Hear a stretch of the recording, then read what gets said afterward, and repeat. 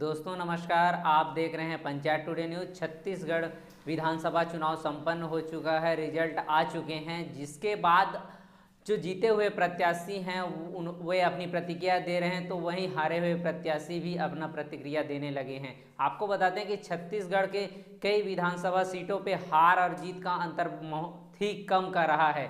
इसी के संबंध में हम आपको बात करेंगे। छत्तीसगढ़ सूबे के उप मुख्यमंत्री रहे टीएस सिंहदेव, जो अंबिकापुर विधानसभा सीट से चुनाव लड़े थे, उन्हें भाजपा के प्रत्याशी ने महज 94 वोटों से हराया है। जिसके बाद भाजपा प्रत्याशी का बयान आया है, जिसमें उन्होंने छत्तीसगढ़ के अंबिकापुर की जो जनता है उनको धन्यवाद ज्ञापित किया है। तो वहीं टीएस सिंहदेव ने भी अपने ट्विटर हैंडल पर पोस्ट डालते हुए छत्तीसगढ़ और अंबिकापुर की जनता का आभार व्यक्त किया है और कहा है कि जनता जो जनादेश देती है हम उसे स्वीकार करते हैं। उन्होंने कहा है कि वो क्षेत्र की जो जनता है उनको आभार व्यक्त करते हुए कि मैं क्षेत्र की जनता के मुद्दों को हमेशा उठाते रहूँगा।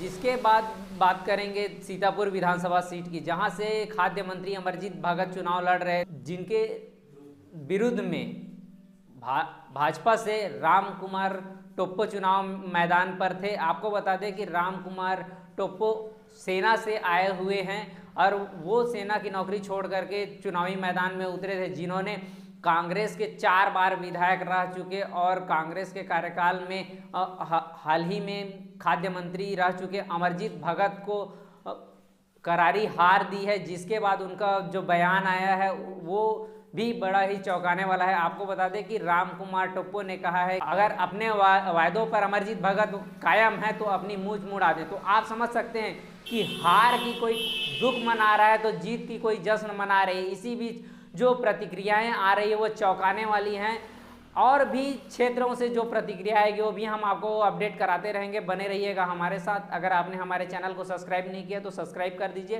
बेल आइकन को दबाना ना भूलें। हमारे चैनल पर अपडेट मिलता रहे। आप हमारे चैनल को फेसबुक और इंस्टाग्राम में भी फॉलो कर सकते हैं। धन्यवाद। अंबिकापुर की जनता का पूरा स्नेह आशीर्वाद मिला, पार्टी के सभी पदाधिकारी कार्यकर्ताओं का खूब सहयोग मिला और इस वजह से जीत हुई है।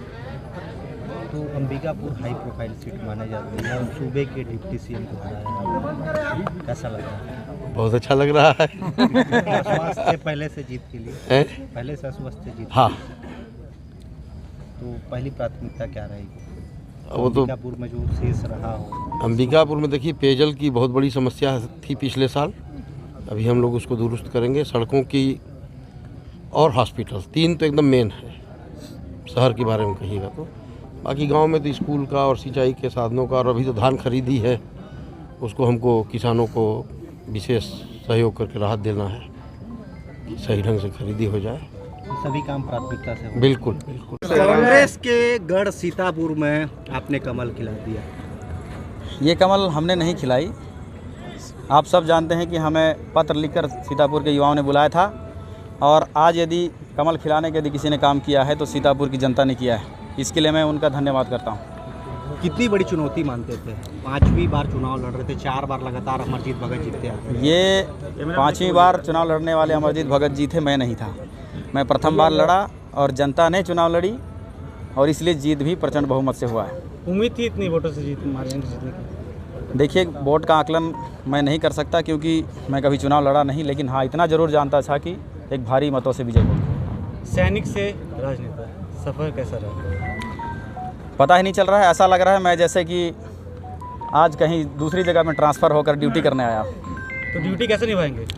जिस तरह से 13 साल हमने बॉर्डर पर रह के एक देश के सैनिक के रूप में अपनी पूर्ण निष्ठा से ड्यूटी निभाई है, आज राजनीति के क्षेत्र में भी निष्ठा से निभाऊंगा। यही मैं अपने आप से। पहला प्राथमिकता, पहला काम क्या रहेगा जो अमरजीत ने नहीं किया? सीतापुर की जनता पहली प्राथमिकता, पहला काम उसके लिए।